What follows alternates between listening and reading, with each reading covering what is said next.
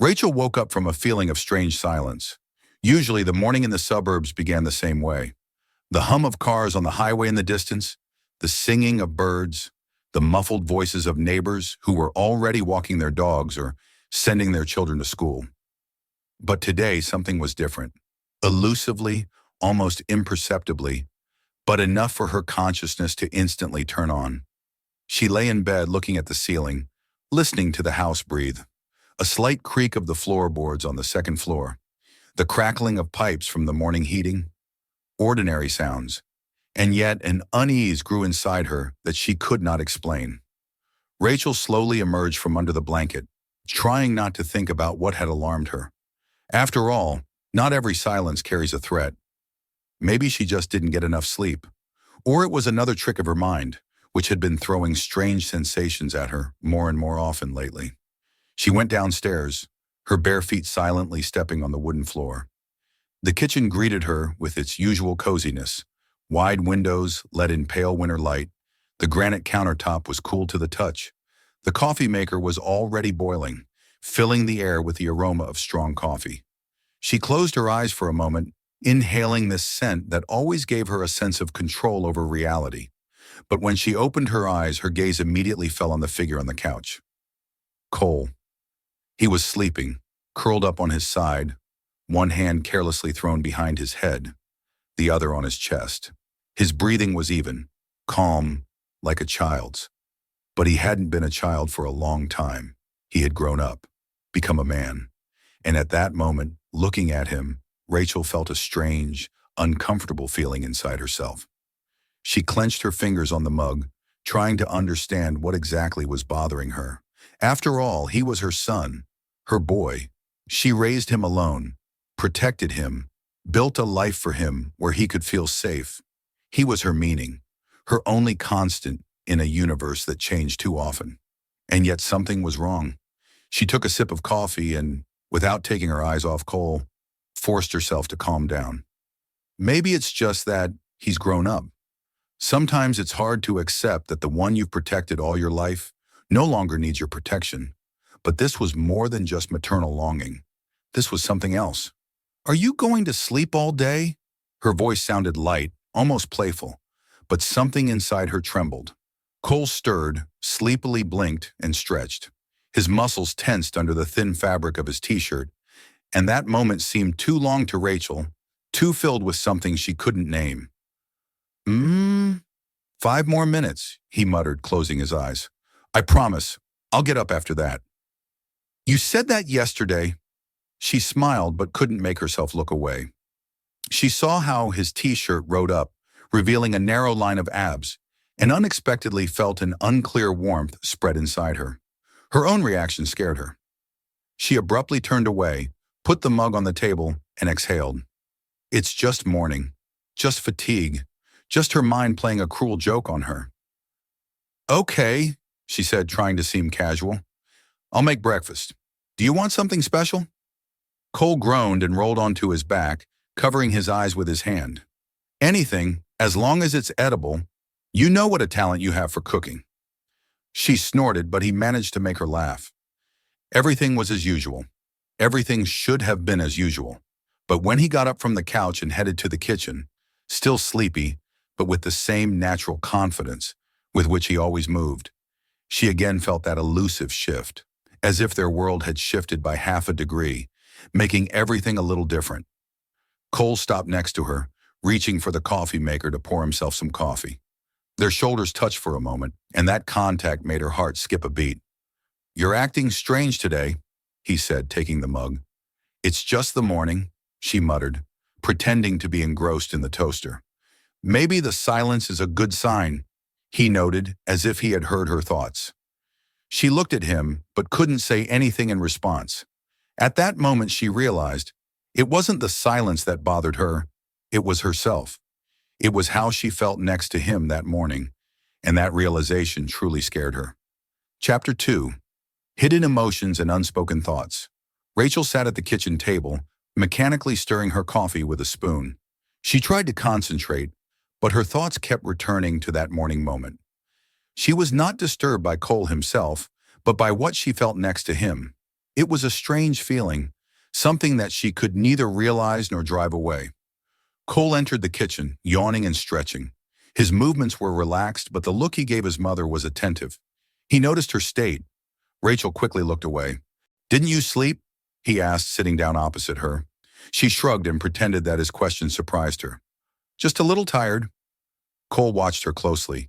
He knew her too well to believe that lie. "You look tense. Did something happen?" His voice was soft, almost caring. Rachel felt her fingers tighten around the cup. She couldn't tell him the truth. She couldn't admit even to herself what was bothering her. "Everything is fine, Cole," she finally said, trying to smile. "Just thinking a little." "About what?" His gaze did not leave her. Rachel hesitated. The question was simple, but she didn't know how to answer. She could have said that she was thinking about work, about the future, about 1,000 other things, but she knew he wouldn't believe her. "About how fast time goes," she said at last. "About how you've grown up, about how everything has changed." Cole smiled, leaning back in his chair. "You say that like it's something bad." "No, not bad," she hastily objected. "Just unexpected." Cole studied her, as if trying to read something invisible between the lines. Then he leaned forward, resting his elbows on the table. "Mom," he said softly, "I feel like you're hiding something." Rachel froze. A multitude of thoughts flashed through her mind, but none of them could find a way out.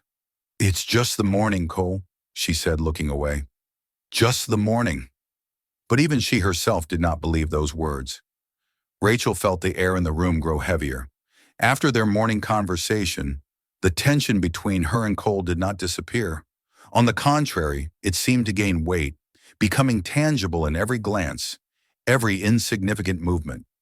She tried to distract herself by doing routine chores, familiar movements, cleaning the kitchen, wiping the countertop, sorting the mail, should have returned her sense of normality. But thoughts of Cole did not give her peace. She caught herself listening to his footsteps, feeling his presence even when he was silent. When he appeared in the doorway, her heart skipped a beat for a moment. He leaned against the doorframe, watching her with an expression that was hard to read. "What are you going to do today?" His voice was calm, but there was something else in it. Rachel froze, holding her breath. What a strange question. She shrugged, continuing to put away the dishes. "Work, as always. And you?" "I think I'll go for a run," he said, not taking his eyes off her. "Want to join me?"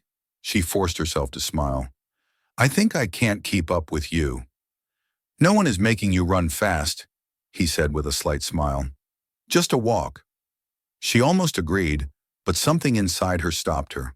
Her fingers tightened on the towel, and she felt her heart beat a little faster.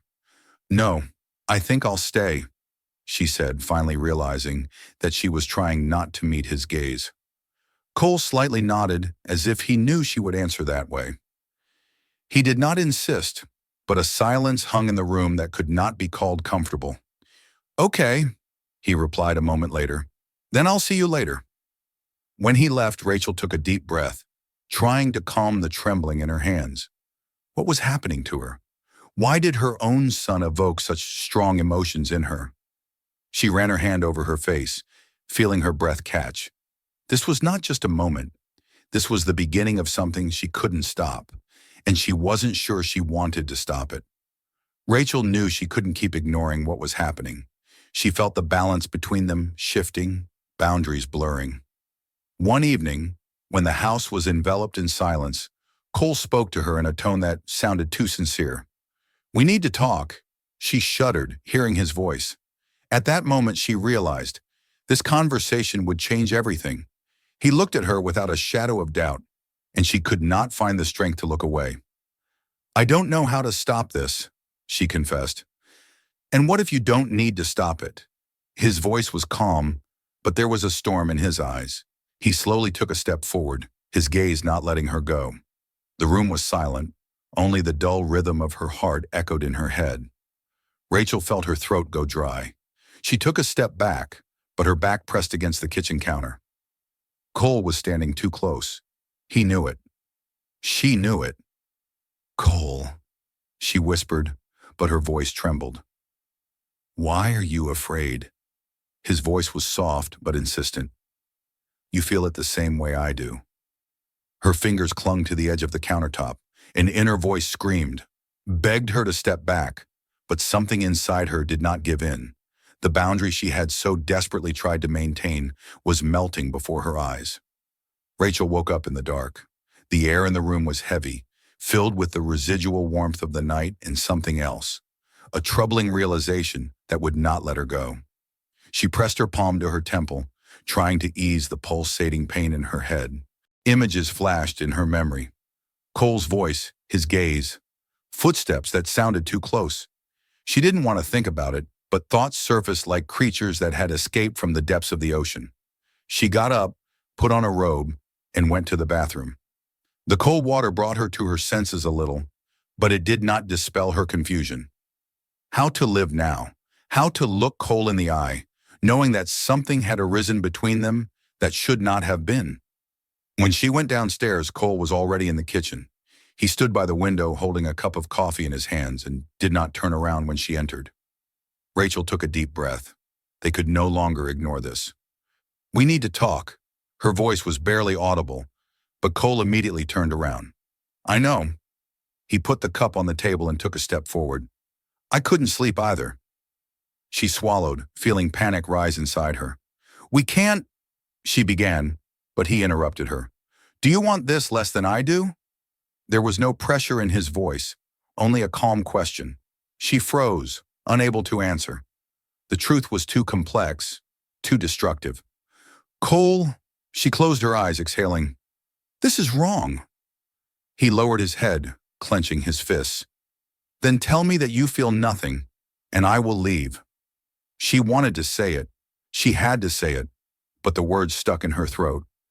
She knew that if she uttered a lie, it would destroy something inside herself, but telling the truth was even scarier.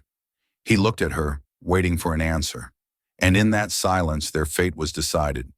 The house was filled with silence. There was no coziness in it, only the weight of events from which neither of them could escape. Rachel sat in the living room, her hands wrapped around a hot mug, but she did not feel the warmth.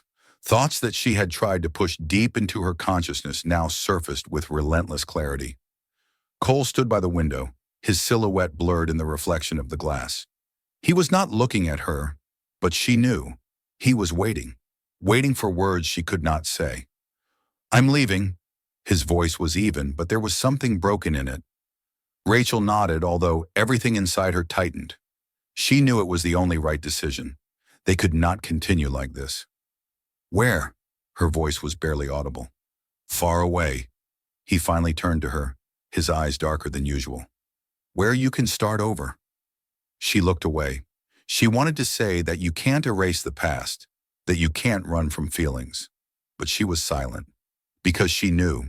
He was right. They both needed a new path. When Cole packed his things, the house became unbearably empty. He stopped at the door, as if giving her one last chance to stop him. But she did not do it. Be happy, she whispered. He nodded, hesitated for a moment, and then left. The door closed behind him with a muffled click, and at that moment, Rachel realized that it was the end. She sat for a long time, staring at one point, before she realized that tears were streaming down her cheeks. This was not just a loss, but a realization that some boundaries cannot be crossed. And if you do, there is no way back. Weeks passed. Months. Time did not heal, but it dulled the pain. She began to breathe again, to live again, although the shadow of the past always remained with her. One morning she went out into the garden, inhaled the cool air. And at that moment she realized she would cope. Life does not wait, and she would not wait either. The sun rose over the horizon, illuminating a new day, a new path.